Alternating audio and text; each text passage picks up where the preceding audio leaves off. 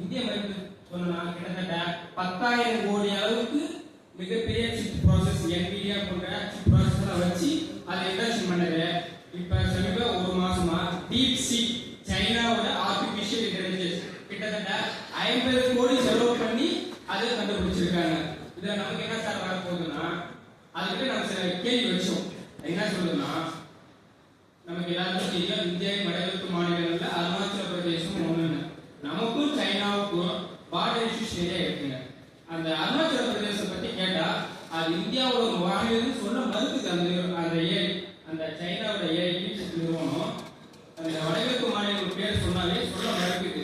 அதாவது இன்னும் மேல சொன்னா இந்திய பிரதமரை பத்தி கேட்டா பாசிட்டிவ் நெகட்டிவ் கமெண்ட்ஸ் எல்லாமே சொல்லுது. அமெரிக்க பிரதமரை பத்தி கேட்டா பாசிட்டிவ் நெகட்டிவ் பாயிண்ட் எல்லாமே சொல்லுது. ஆனா ஒரு சீனாவை பிரதமரை பத்தி கேட்டா, ஒரு தலைவரை பத்தி கேட்டா அந்த தகவலை சொல்ல மறுக்குது.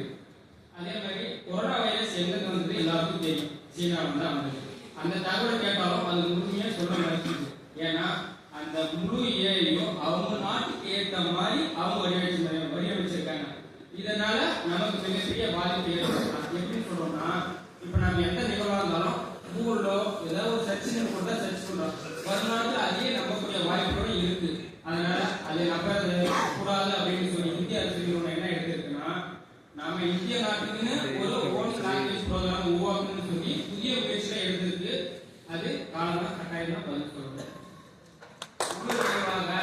இன்றைய பவானி சார் பயிற்சி வெற்றிகரமாக 3 நாள் முடிக்கப்பட்டு 4வது நாள்ல நம்ம அறிவித்து வச்சிருக்கோம். அப்புறம் கோபி அரசு மருத்துவமனை தேசிய தரச்சான்றிதழ் பெற்றிருக்கு. வாய்ப்பு நன்றி.